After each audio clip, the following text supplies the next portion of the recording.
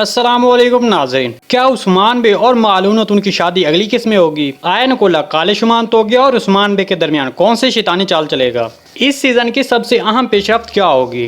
क्या सल्जोक सुल्तान मसूद तीसरे सीजन में भी किरदार अदा करेगा?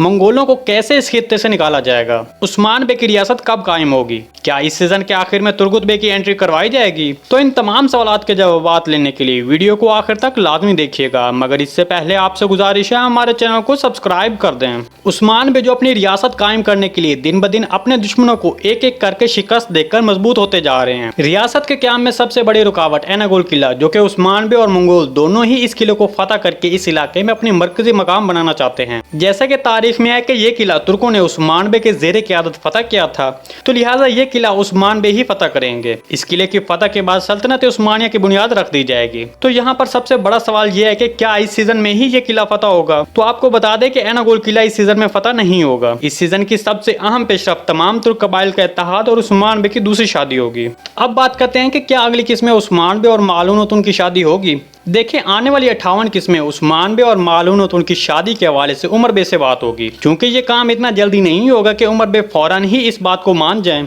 तो इस तरह 58 किस्त के आखिर में उमर बे शेख अदब अली की वजह से राजी हो जाएंगे और 59 किस्त में उस्मान बे और मालूनत उनकी शादी दिखाई जाएगी। निकोला उस्मान बे और तुगाई के दरमियान कौन सी शैतानी चाल चलेगा? देखें, जैसे कि हमने 58 किस्त के दूसरे ट्रेलर में देखा है कि निकोला ने उमर बे को एनागोल किले में बुलाया हुआ था, तो इस तरह निकोला फिर उमर बे का इस्तेमाल करके उसको तुगाई के खिलाफ इस्तेमाल करेगा, जिससे तुगाई उमर बे पर हमला कर सकता है। इसके अलावा निकोला उस्मान बे या फिर तुगाई के ऊपर हमला करेगा, और वो हमला ऐसा हो सकता है कि अगर उस्मान बे पर यह हमला होता है तो उस्मान बे ये समझेगा कि ये मंगोल तोगे का काम है।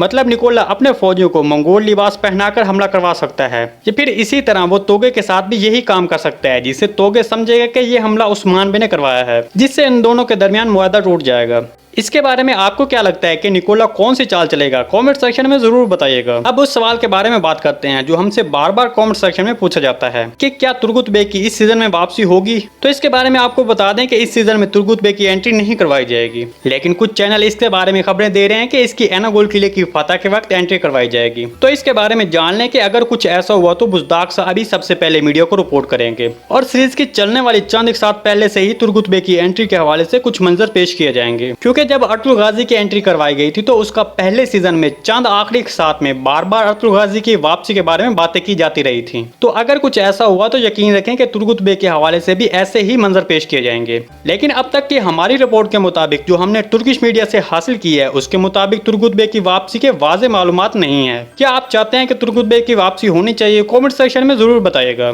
दूसरी तरफ एनागोल किले की फतह के बाद उस्मान बे की ताकत और असर रसूख में इजाफा होगा, और उस्मान बे एक बड़ी फौज तश्कील देकर इस खित्ते से मंगोलों का सफाया करेगा। मंगोलों के जाते ही इस खित्ते में उस्मान बे सल्तनत उस्मानिया की बुनियाद रखेंगे। इसके अलावा हमारे तजज़िये के मुताबिक इस सीजन के आखिर तक सल्जोक रियासत को दिखाया जाएगा। तो इस तरह सुल्तान मसूद, जो कि एक मेहमान अदाकार के तौर पर सीरीज में शामिल हुए हैं, वो इस सीजन में ही सीरीज को अलविदा करेंगे। जी दोस्तों, आज की वीडियो बस यहीं तक थी। उम्मीद आपको पसंद आई होगी। अगर हमारी वीडियो आप तक बर वक्त नहीं पहुंच रही तो बेल आइकॉन लाजमी प्रेस कर लें, ताकि हमारी अगली वीडियो का नोटिफिकेशन आप तक बर वक्त पहुंचता रहे। वीडियो अच्छी लगी इसको लाइक शेयर और चैनल को सब्सक्राइब करना मत भूलिएगा। मिलते हैं किसी नई वीडियो के साथ, तब तक के लिए अल्लाह हाफिज।